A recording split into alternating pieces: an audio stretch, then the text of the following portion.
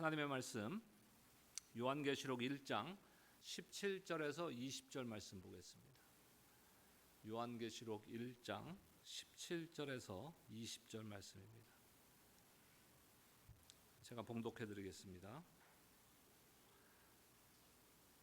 내가 볼 때 그의 발 앞에 엎드려져 죽은 자 같이 되매 그가 오른손을 내게 얹고 이르시되 두려워하지 말라. 나는 처음이요 마지막이니 곧 살아있는 자라. 내가 전에 죽었었노라. 볼지어다 이제 세세토록 살아있어 사망과 음부의 열쇠를 가졌노니 그러므로 네가 본 것과 지금 있는 일과 장차 될 일을 기록하라. 20절 함께요. 내가 본 것은 내 오른손에 7별에 또 7 금촛대라. 7별은 7 교회의 사자요 7 촛대는 7 교회니라. 아멘. 우리 사람에 따라서 이 성향들이 있죠. 그래서 얼마 전에 우리가 MBTI 그 워크숍도 우리 하나미니스트리와 김혜성 사모님께서 진행해 주셔서 우리가 은혜롭게 마친 적이 있는데 저는 처음 해봤어요.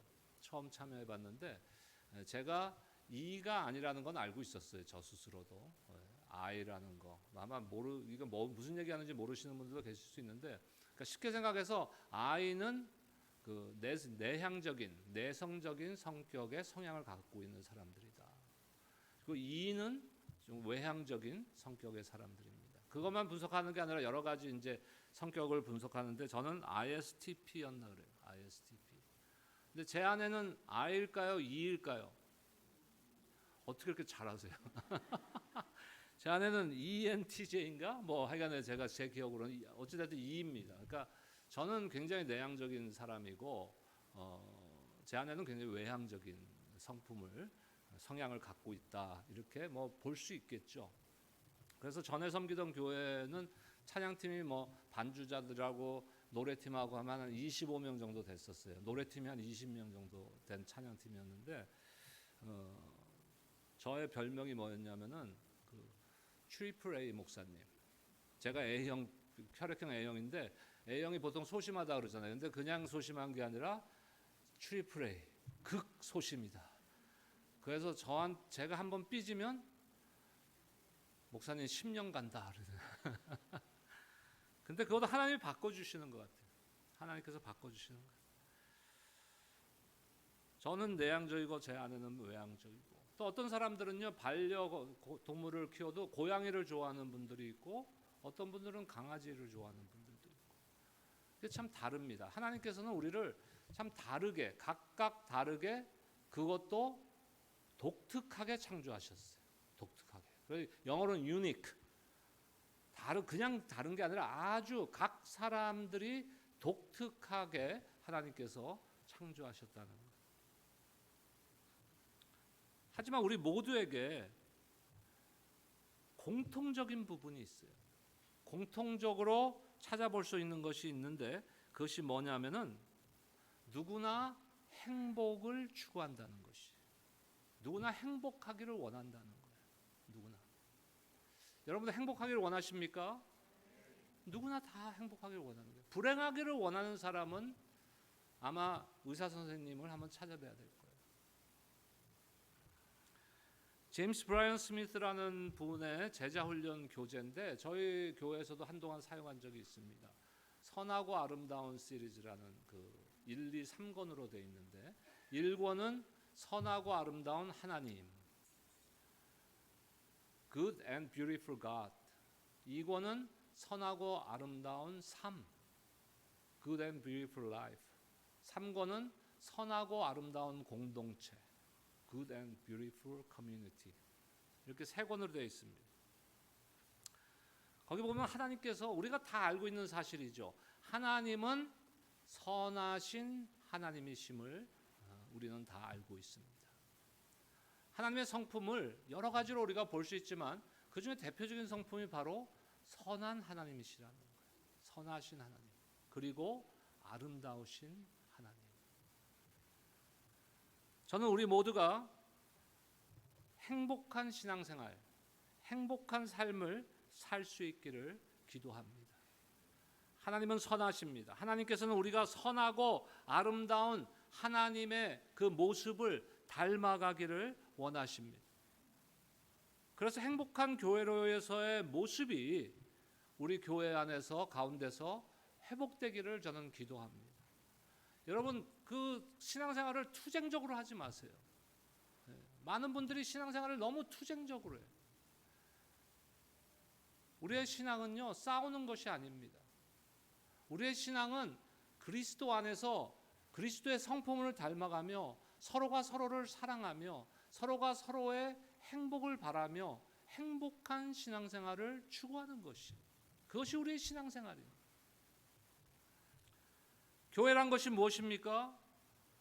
신약성경의 단어로는 우리가 뭐 늘 듣지만 에클레시아라는 단어예요. 두 단어가 합병된 건데, 이건 노예 상태에 있었던 우리를 불러내신 그 하나님의 은혜를 내포한 그런 의미입니다. 하나님께서 우리를 불러내셨다는 거예요. 우리가 무엇의 노예였습니까?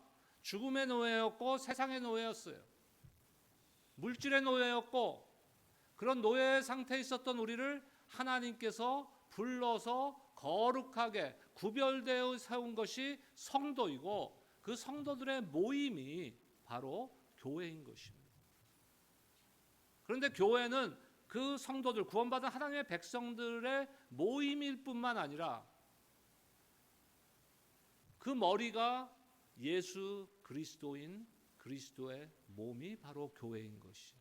그래서 우리를 뭐라고 부릅니까? 지체라고 부르는 것입니다. 그 몸을 이루는, 그리스도의 몸을 이루는 각각의 지체가 저와 여러분들입니다. 여러분들 무엇입니까? 그 지체라, 우리 인체의 몸을 비유하자면은 여러분들은 어떤 거에 해당될 것 같아요? 팔, 다리?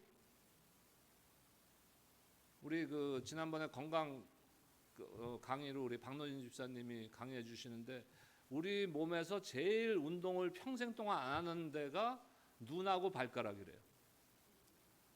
그래서 눈하고 발가락의 운동이 필요하다. 그 정도만 해도 낙제 점수는 안 간다, 건강에.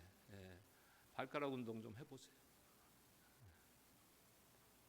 다 지체가 다른 거예요. 지체는 다 다른 거예요. 그 역할이라는 겁니다.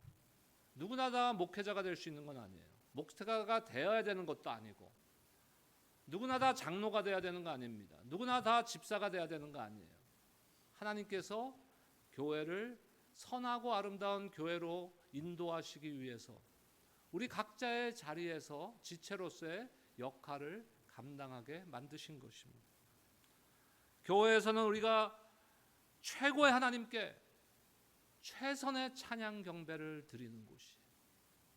우리가 최고의 찬양 경배는 드릴 수가 없습니다. 왜? 최고라는 것은 그 위에 없는 거잖아요. 우리가 드릴 수 있는 것은 최선인 것이에요. 최선의 찬양 경배를 통해 우리가 하나님 앞에 예배할 때, 제가 1년에 한 2번 정도 이 눈물샘이 폭발돼요. 오늘 그런 날이었어요. 찬양을 함께 드리는데 눈물이 터져 나오는,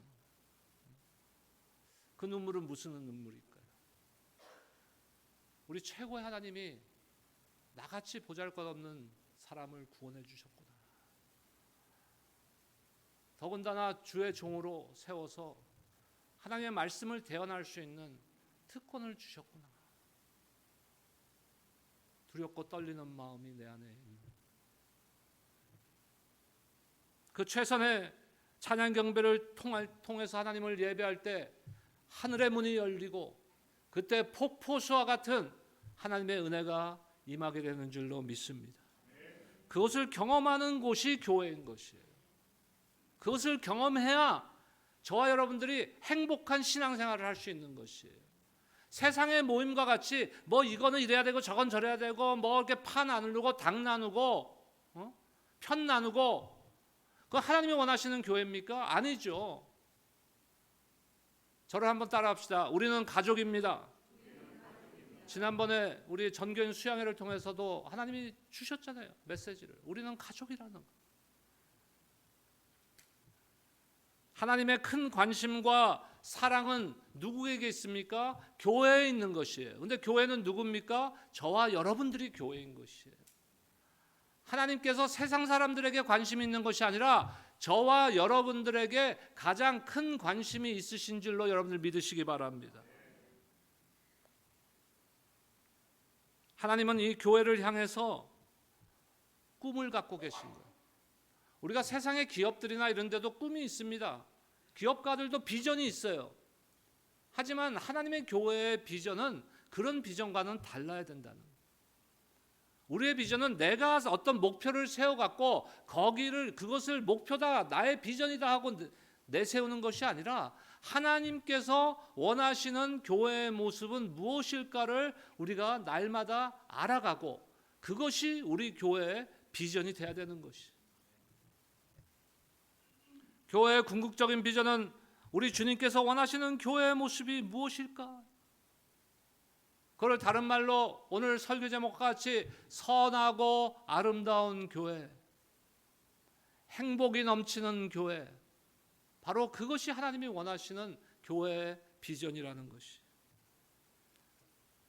신앙생활은 궁극적인 행복을 추구하는 것입니다. 여러분 모두가 행복한 신앙생활을 하시기를 주님의 이름으로 축원합니다.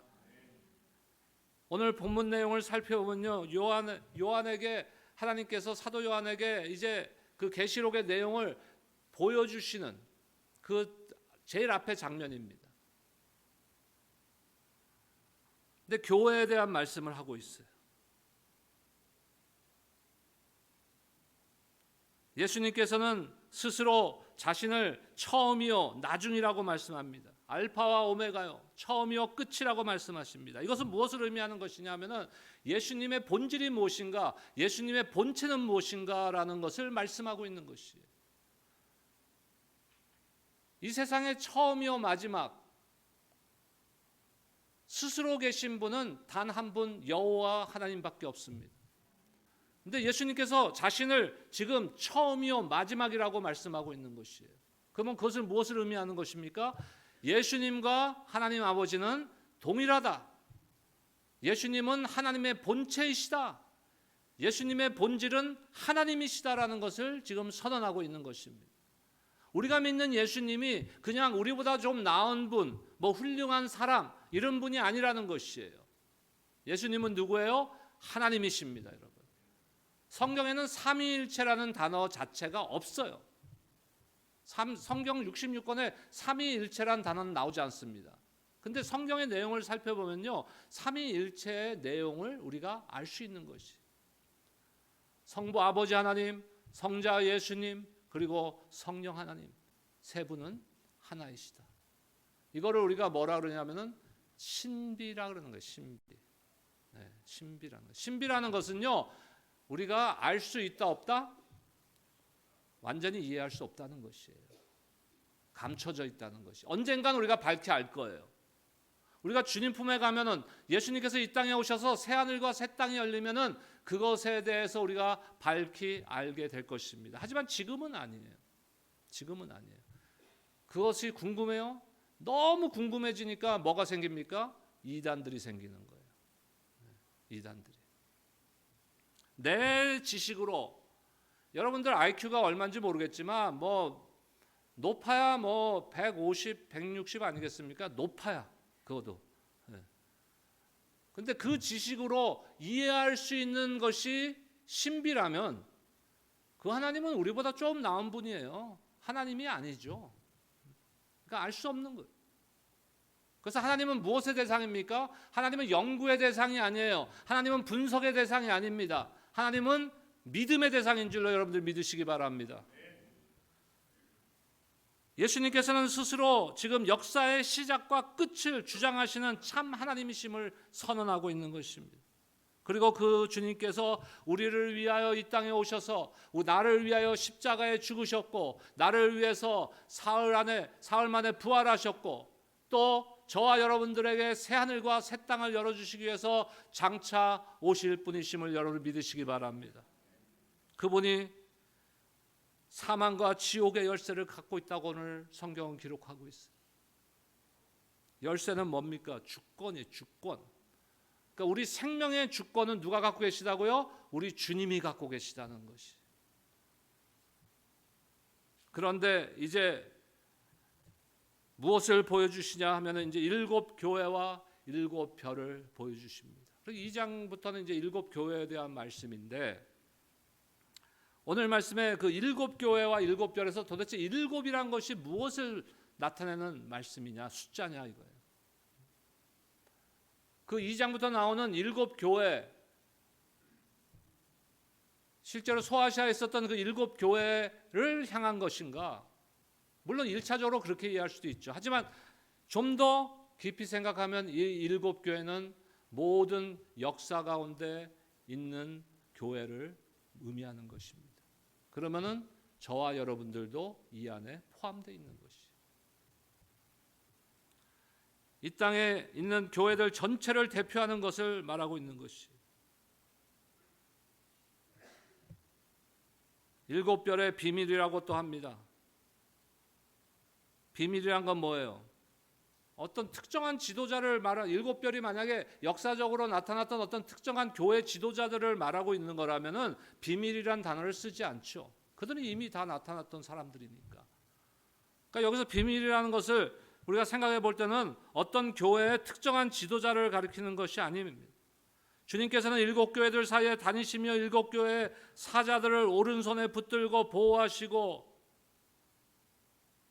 자유로이 사용하십니다.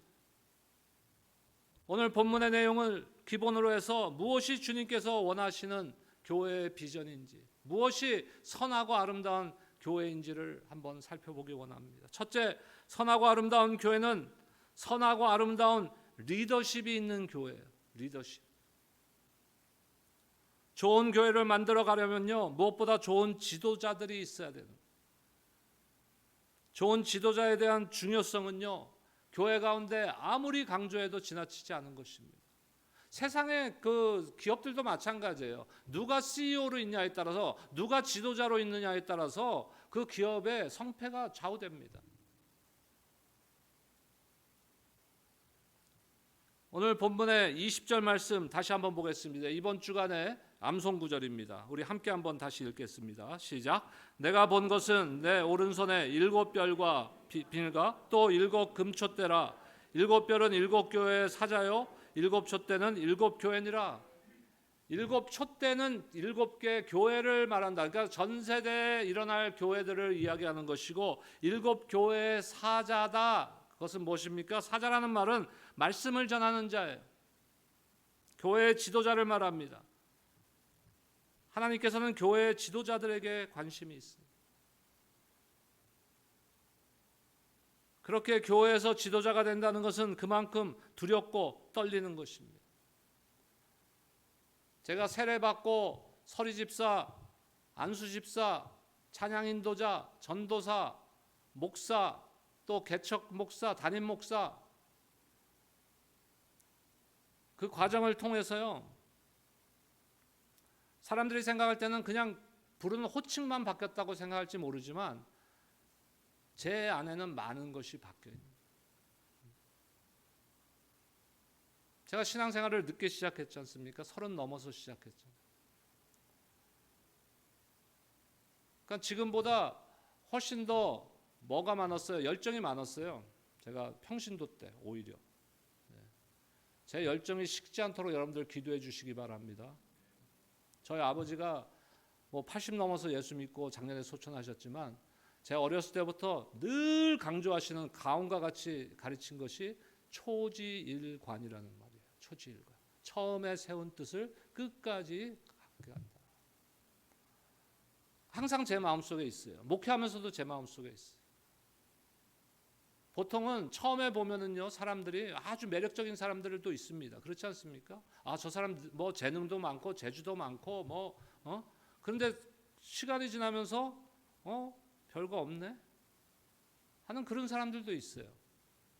하지만 어떤 사람들은 처음부터 끝까지 아주 꾸준하게 묵묵하게 하나님이 주신 그 은사와 능력과 재주, 지식을 가지고 교회를 꾸준하게 섬겨가는 사람들도 있어요. 그러니까 지도자들은요, 처음보다 끝이 좋아야 되는 거죠. 처음보다 끝이 좋아야 되는 거죠. 저희 부사역자들한테도 제가 늘 말합니다. 여러분들 언젠가는 교회를 떠날 수 있어요. 또 하나님께서 다른 사역지로 부르면 갈 수 있습니다. 하지만 중요한 것은 끝을 좋게 해야 됩니다. 우리 동역자들은요, 끝이 아주 좋은 분들이에요. 여러분들 아세요 그거? 잘 모르시나 보네. 지금 우리 교육부 맡고 있는 전재성 강도사님, 또 우리 찬양인도하고 행정 담당하시는 우리 김강원 목사님, 다 교회를 떠났던 분들이에요. 교회를 떠났던 사역자가 다시 돌아온다는 게 쉬울까요? 안 쉬울까요? 네, 답들은 잘 알아 지금. 그러니까 끝을 잘 마무리하고 떠났었기 때문에 그게 가능한 거예요. 지도자들은 끝이 좋아야 돼요. 장로님들도 끝이 좋아야 돼요. 처음보다 시작보다 끝이 더 훌륭한 장로님들이 되셔야 되는 거예요.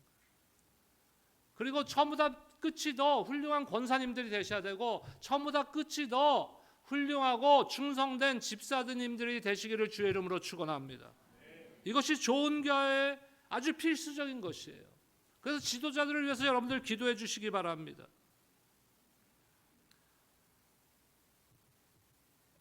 히브리서 13장 7절 말씀 보겠습니다. 함께 읽겠습니다. 시작. 하나님의 말씀을 너희에게 일러주고 너희를 인도하던 자들을 생각하며 그들의 행실의 결말을 주의하여 보고 그들의 믿음을 본받으라.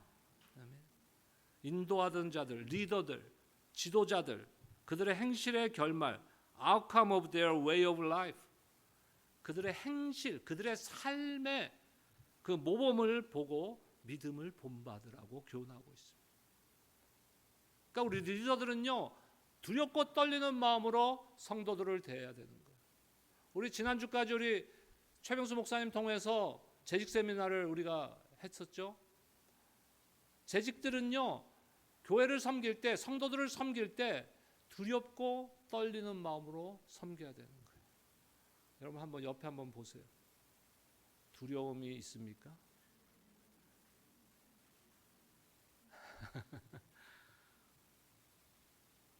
좋은 모범을 보인 인도자들은 바른 행동을 보여주는 거예요. 그 행위의 끝도 좋아야 합니다. 선하고 아름다워야 된다는 것이. 베드로라는 우리 인물을 성경 속에서 볼 때 그분이 100% 훌륭한 신앙인이었습니까? 훌륭한 사역, 100% 훌륭한 사역자였습니까? 아니에요. 시작에는 조금 문제도 있었고 예수님을 배반하는 일도 있었고 여러 가지 문제가 있었어요. 하지만 끝이 좋았잖아요. 사도 바울도 마찬가지.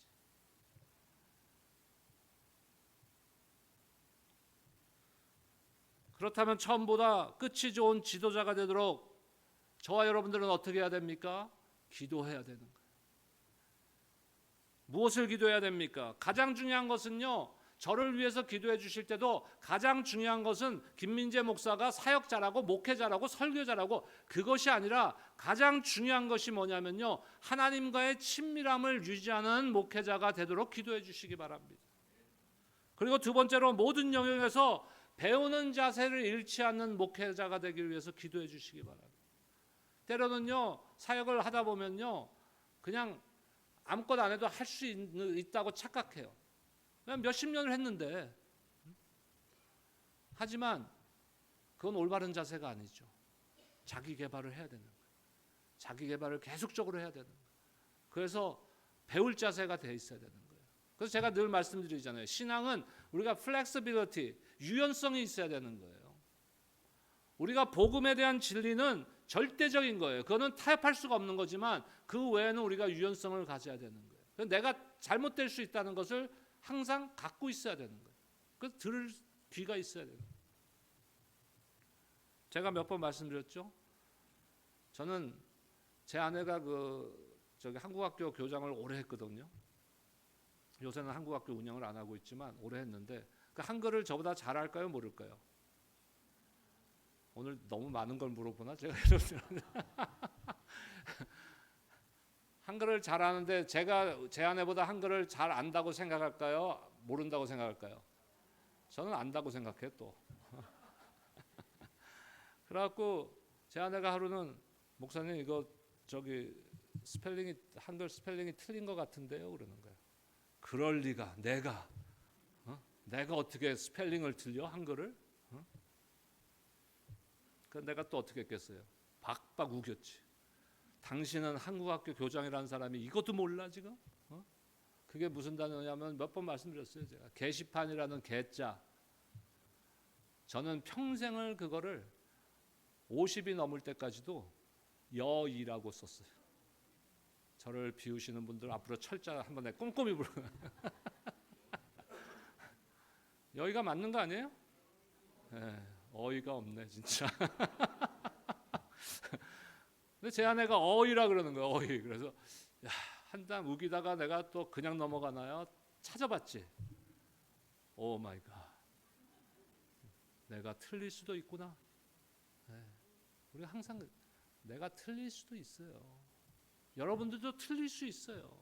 우리가 특별히 저는 이제 아이들이 다 30 넘어갔고 다시 아이들을 양육할 기회가 안 오겠지만 여러분 혹시 어린 자녀를 키우는 분들에게는 내가 이걸 당부드려요. 아이들한테도요 부모가 틀릴 수 있다는 것을 먼저 인정하고 있어야 되는 거예요. 근데 한국 부모들 보통 1세 부모들 안 그렇거든요. 그러니까 무조건 아이들이 뭐 얘기하면 부모가 옳아야 되는 거야. 기본적인 원리가. 그게 저희 아들들도 보면요, 그게 오랫동안 상처로 남아 있는 거예요. 아, 우리 아빠는 내 말 듣지도 않아. 아빠가 항상 옳지. 근데 내가 어떻게 항상 옳아요? 그거를 깨달으니까 애들은 벌써 떠난 후야. 성장해서. 여러분 배우는 자세를 잃지 않도록 기도해 주시기 바랍니다. 또 삶 속에서 예수님의 모습을 닮아가는 인격이 되도록 기도해 주시기 바랍니다. 믿음의 모험적인 삶을 살 수 있도록 기도해 주시기 바랍니다. 여러분 제가 처음에 신앙생활 할 때요, 제가 섬겼던 교회에 제가 이렇게 바라본 권사님들, 장로님들이 있었어요. 아, 저분들처럼 신앙생활 하는 거구나. 아, 저분들이 참 모범적인 신앙인들이구나. 저렇게 교회를 섬기는 거구나. 저렇게 봉사하는 거구나 하는 것을 보면서 저도 배우고 자랐어요. 특별히 교회 지도자들을 위해서 기도하실 때 하나님의 비전을 날마다 받고 뜻을 품을 수 있는 지도자가 되도록 기도해 주시기 바랍니다. 자신의 목표를, 자신의 어떤 사역의 목적을 비전으로 세우면 안 되는 거예요. 하나님이 주신 비전을 세워야 됩니다. 교회는 날마다 하나님의 비전을 쫓아 새로워지며 개혁되어야 되는 곳입니다. 하나님의 비전은 1차적으로 교회 지도자들에게 지어지는 거예요. 특히 담임 목사에게 지어지는 것이. 그래서 저를 위해서 기도해 주셔야 돼요. 저는 행복한 목회를 하기를 원합니다.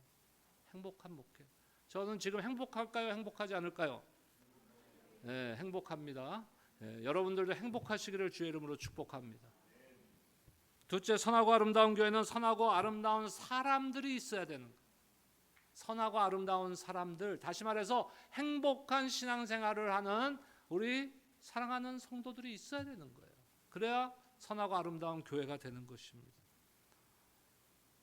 이 땅에서의 존재의 의미는 세상 사람들이 생각하는 어쩌면 우리도 갖고 있었던 것처럼 물질적 풍요에 있는 것이 아닙니다. 우리의 존재의 의미는요, 우리의 영혼의 개발에 있는 것이에요. 그러니까 우리의 영적으로 성장해가는 것이 우리의 존재의 의미라는 것이에요. 그러니까 우리가 선하고 아름다운 성도라는 것은 행복한 성도인데, 행복한 성도가 되기 위해서는요, 우리가 영적으로 성장해 가야 되는 거예요. 우리가 영적으로 머물러 있고 자라지 못하면요, 행복한 신앙생활이 될 수가 없어요. 자라야 돼요. 요한계시록 2장 17절에 버가모 교회를 향한 주님의 축복의 말씀을 우리 한번 보기 바랍니다. 요한계시록 2장 17절 함께 읽겠습니다. 시작. 귀 있는 자는 성령이 교회들에게 하시는 말씀을 들을지어다. 이기는 그에게는 내가 감추었던 만나를 주고 또 흰 돌을 줄 터인데 그 돌 위에 새 이름을 기록한 것이 있나니 받는 자밖에는 그 이름을 알 사람이 없느니라. 선하고 아름다운 교회 생활을 통해서 그 은혜의 증거를 받아 누리는 사람들이 있습니다. 그런데 그것은 받는 사람 외에는 알지 못한다고 지금 말씀하고 있어요. 하늘에서 내려온 만나가 무엇입니까? 예수 그리스도입니다. 좋은 교회란 게 도대체 어떤 교회예요? 좋은 교회란 게 도대체 어떤 교회입니까? 예수 그리스도를 더 가깝게 만나고 경험할 수 있는 교회가 좋은 교회인 거예요. 서로가 서로를 축복하고 격려하고 세워줌으로써 서로가 행복한 신앙생활을 할 수 있는 곳이 바로 교회인 것이.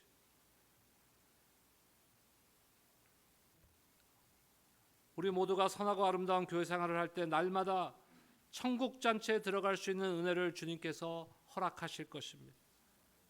천국의 은혜를 이 땅에서 맛보게 하시는 것이. 그것이 어디서요? 교회에서. 선하고 아름다운 교회의 비전이 우리가 가져야 할 비전입니다. 첫째로 선하고 아름다운 리더십이 있는 교회가 하나님께서 원하시는 교회라고 말씀드렸어요. 그리고 선하고 아름다운 지도자들은 목회자뿐만 아니라 장로들 또 교회 리더들 모두를 포함하고 있습니다. 목사는 담대히 하나님의 말씀을 전하는 사도 바울과 베드로와 같은 역할을 해야 되는 것. 또한 장로님들은 사랑과 교훈으로 교인들을 돌보며 다스리는 장로들이 되어야 됩니다. 또한 바나바나 루디아와 같이 교회를 세우는데 묵묵히 돕는 리더들이 있는 교회가 선하고 아름다운 교회인 것이. 12년 반 전에 저희 부부가 형제 한 분과 함께 교회 개척 준비를 시작했습니다. 그리고 4년 전 오시 우리 교회로 새롭게 출발했습니다. 오는 11월 11일 올해 11월 11일 날 우리가 4주년 감사 예배를 드릴 것입니다. 그런데 제가 많은 실수를 했겠죠.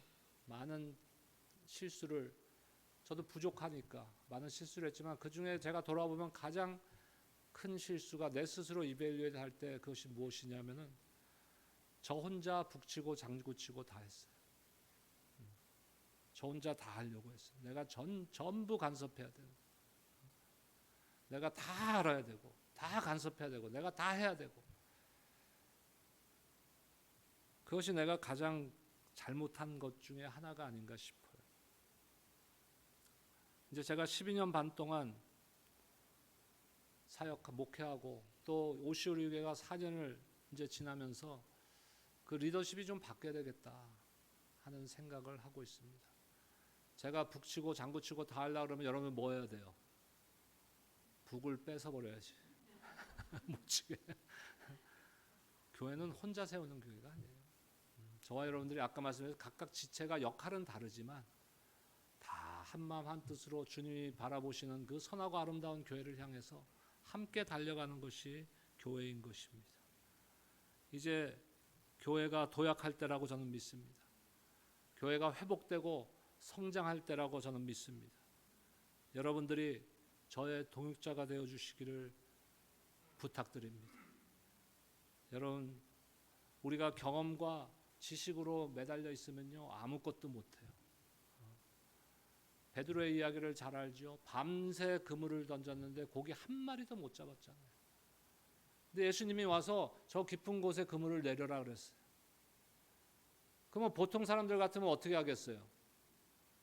예수님, 내가 이미 밤새 거기 던졌던 곳이고 나는 평생을 고기 잡았던 사람이에요. 예수님은 목수고 내가 밤새 저기다가 그물을 던졌는데 안 잡혔는데 지금 또 이 새벽에 피곤한데 집에 가서 쉬고 싶은데 또 던지라고요? 이게 보통 사람들의 반응이에요. 하지만 베드로가 훌륭한 건 뭡니까? 그럼에도 불구하고 누가복음 5장 5절 함께 읽겠습니다. 누가복음 5장 5절입니다. 시작. 선생님, 우리들이 밤이 새도록 수고하였으되 잡은 것이 없지만은 말씀에 의지하여 내가 그물을 내리리이다. 아멘. 그때 하나님의 역사가 일어나는 것이에요. 그물이 찢어지도록 고기가 잡히는 것이에요. 저와 여러분들 우리의 경험과 우리의 지식은 매우 귀중한 자산입니다. 하지만 그것에만 의지할 때 문제가 있는 것이에요. 그것을 우선적으로 의지할 때 문제가 있는 것이에요. 우리는 무엇을 의지해야 되겠습니까? 베드로가 고백한 것처럼 주의 말씀이기에 주님이 말씀하셨기에, 여러분 하나님이 말씀하셨기에 우리는 나아가는 것입니다. 하나님이 말씀하셨기에 오늘 집사님 기도해 주셨듯이 우리 모두가 사명자가 되어야 되는 것이에요. 하나님이 말씀하셨기에 이 땅에 지금도 죽어가는 영혼들을 향해서 복음을 선포해야 되는 것입니다. 하나님의 말씀이기에 우리가 1세에서 끝나지 말고 꿈꾸는 세대, 또 우리가 사역에 집중하고 우리 다음 세대, 우리 자녀들에게, 우리 EM에게, 영어권 세대, 하나님의 바라보는 그곳으로 우리가 동일하게 바라봐야 되는 것이에요. 왜? 그것이 하나님께서 주시는 비전이기 때문에. 여러분 주님의 말씀에 의지하시기 바랍니다. 그리고 믿음으로 순종할 때 하나님의 놀라운 역사가 여러분들의 삶 가운데, 가정 가운데, 여러분들의 생업 가운데, 또한 우리 교회 가운데 넘쳐나게 일어날 줄로 믿습니다. 기도하겠습니다. 하나님 은혜를 감사드립니다. 참 선하고 아름다운 교회, 선하고 아름다운 리더십, 선하고 아름다운 우리 성도들, 이것을 통해서 선하고 아름다운 공동체로서의 교회의 꿈을 저희가 품습니다. 하나님, 우리가 한 마음 한 뜻으로 주님이 바라보시는 그곳을 동일하게 바라보게 하시고, 주님이 말씀하시는다면은 내가 경험과 지식에는 다를지 모르지만 믿음으로 순종함으로써 하나님의 놀라운 역사를 이루는 도구가 되는 우리 모두가 될 수 있도록, 우리 교회가 될 수 있도록 축복하여 주시옵소서. 감사드리며 예수 그리스도의 이름으로 기도드립니다. 아멘.